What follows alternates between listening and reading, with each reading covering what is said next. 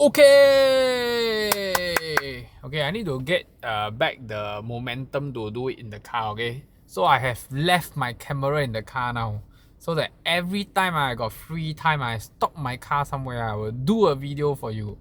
Okay, so if you follow my Telegram group, okay, I have a Telegram group. Okay, so I will encourage you to follow because I share some secrets inside lah. So if you follow my Telegram group, if you are a member, you will realize that I actually keep a collection of videos inside my members video, and I don't release it.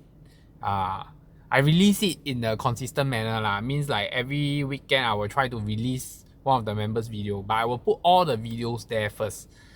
Due to some of the reasons, the video will not have title, will not have thumbnail in the members video. So when I want to release, then I will add a title, I will add a thumbnail. Okay, so this is to protect the content because nowadays content very precious, topic very precious. Don't want people to copy. Okay, so let's go. Okay, so today this topic we're gonna talk about how will your property price go down? Okay, we're not talking about the whole market. We're not talking about like the whole Singapore, the whole private property. No. We're just gonna talk about your specific project. I don't want to talk about the specific unit, but I want to talk about the specific project. Okay, the unit one, we leave it to the next content. Okay, so number one. Okay, number one, as usual, everyone knows, it's called no demand or too much supply. Okay, sometimes it's not that people don't want to buy your house, it's that your project got too much supply. So too much supply means what? Means like this specific type, this specific size, a lot of people want to sell. Or your project is the newer project. When there is more investor, you will realize that actually more people want to sell compared to projects that got more homestay owner. Okay, so this one actually goes back to the demographics of the project also. So actually there is system that we can check. If the demographic of the project is there's a lot of homeowners, there's a lot of locals, a lot of Singaporeans, they don't buy for investment, then this project is, to me, is considered safer. Safer meaning that there will be less of this investor inside. Okay, so why less investor is better? Because when market is not doing so well, investor will actually want to sell their unit. And actually when you invest in the unit, you always want to find tenant. So basically when rental is not doing well, you will realize that maybe cannot find tenant, or the rental is dropping, cannot cover mortgage. Then you will think about selling it away.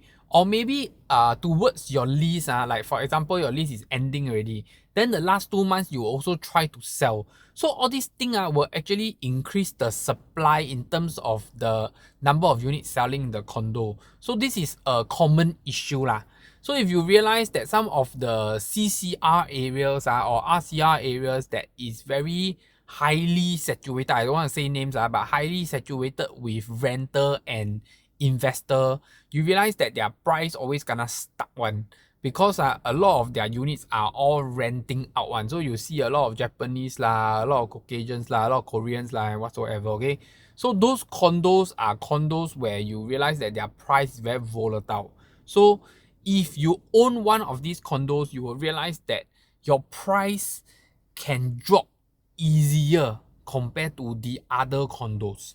Okay, as for no demand, this is very different from too much supply. No demand means that nobody want to buy this place, or this price nobody want to enter, or this place is not good enough. Okay, so when we say that no demand, not good enough, it actually goes down to point 2.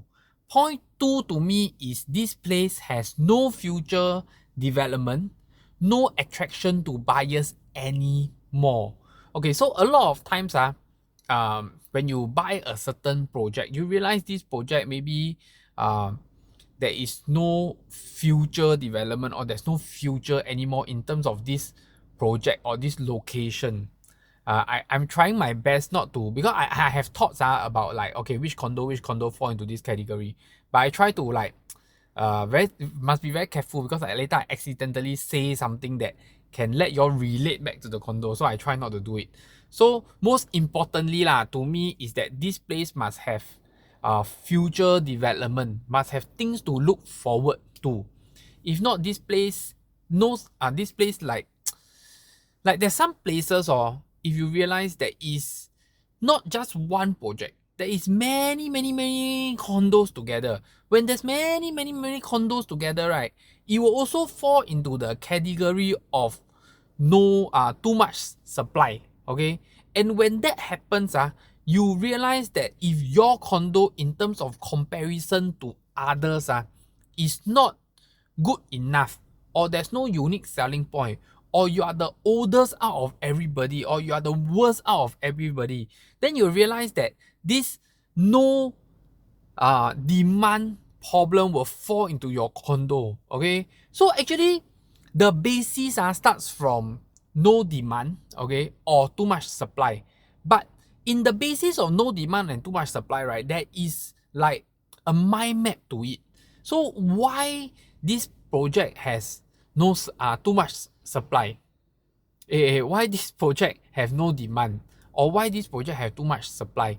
Is it just the project itself, or is it a cluster of project? Okay, so this topic is quite complex lah, I would say. I try to make it as easy as possible, but while doing the video, I realized that it's more complex as it is. And why am I doing this video, right? It's also because I think it's time to release this video. It's time to talk about this topic, like how property price can drop lah. Okay, another major issue that I realize is that some projects, they are too old, or they are not too old, but their maintenance fee is high. Okay, so why I say too old and not too old? Some projects, when they are very old, their maintenance fee increase because they need to upkeep lah, they need to repair this, repair that whatsoever. Some projects they are not old, they are newer, but their maintenance fee is already high. So I realize maintenance fee is always a blockage or a barrier for a certain condo to have like difficulty or have like no demand. Because a lot of times people go and view the condo. After they view the condo, they may like the condo or they may not like the condo, but I realize that the first comment that they give me is, wow, the maintenance fee is high. So people get bothered about how much they need to pay on a monthly basis. So this is to me, it's quite a major issue lah, because I know projects that maintenance fee is like $1,000 over, 2-bedroom maintenance fee about like $700-800. So these are problems that is arising, and through inflation throughout the years, right, some projects, the maintenance fees start to increase. Okay, so this is some of the very challenging problem. So if you stay in this kind of condos, if you realize that the maintenance fees start to increase, or the AGM, during the AGM there is a discussion, they got not enough sinking fund, they need to repair this, repair that, actually is a good sign to leave lah. I mean, at least this is what I feel lah. Okay, then just now we talk about like comparison. Okay, so when I talk about like, it may not be your project, it may be like a cluster, meaning that in this cluster, right, there is like 5 to 6 projects. Okay, this is times where comparison comes very important. So if you don't really compare your project, or you realize that you buy a project in an area, but you don't make good comparisons on like, okay, why this project is better than the other 3, or why this project is better than the other 4. I think this is important, okay, because the comparison is going to make a big difference. I think in Singapore, there is a few areas like this around Singapore, okay. If you watch my video 3-4 years ago, I did mention this lah. To me, this is called cluster problem. Cluster problem means like in this area, there is many condo projects. So how to stand out from this project? Okay, there's some projects that I feel that it's not doing very well, but surprisingly, it's selling well but I thought it's not going to do well. Then after I visit the project, after I visit the unit, then I realized that, oh, okay. Then I visit another one next by, like, oh, okay, why this project do well is because of this. So this is things that we discover along the way through experience. So we realize that comparison is very important, because if a buyer decides to buy this area, they also will go to this area and compare the different projects, compare the units, and they will choose the one that is most suitable, or the one that they feel that is the best. Okay, so this is a very important thing now. When we talk about best, Okay, best is not best in your opinion. So a lot of times, right, some buyers they may have some special preference.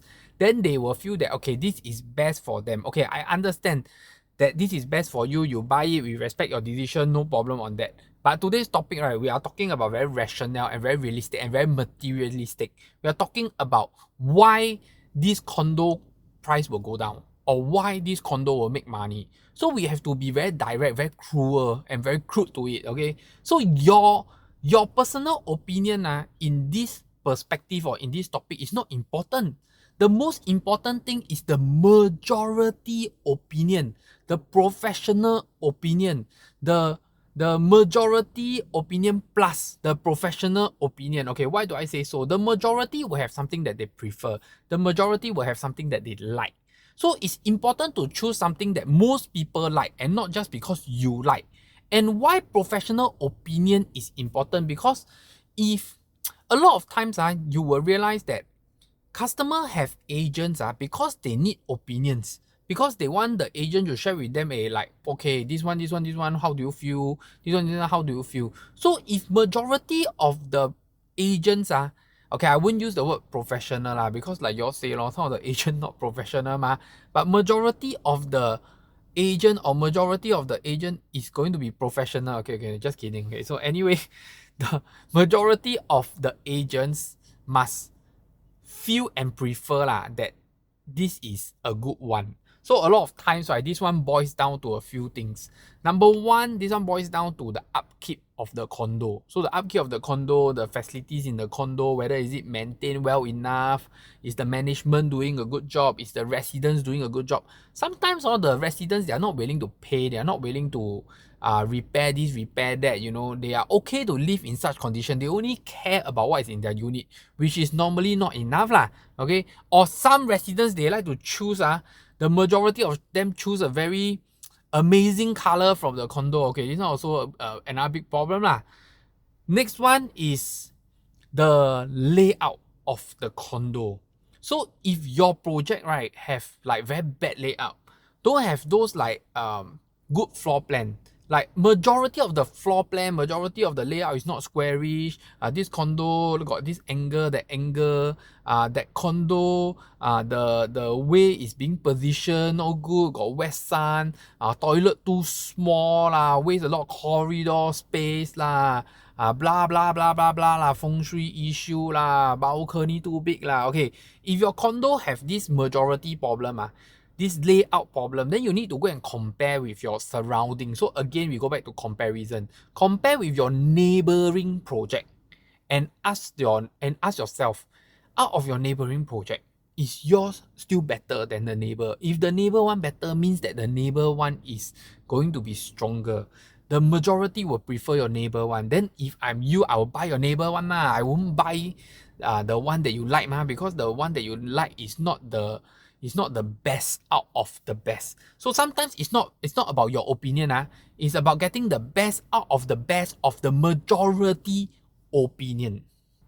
Okay, so that's it for today's video. Actually, I write down a list but I realized that this list like intersect each other there's a lot of cross references there's a lot of relationship and eventually you realize that the demand and supply of a condo, a demand and supply of a certain project, right, actually determines the price of the project, whether this condo price will drop or not. But there is a lot of factors and a lot of reasons that actually affect the supply and demand of that specific condo.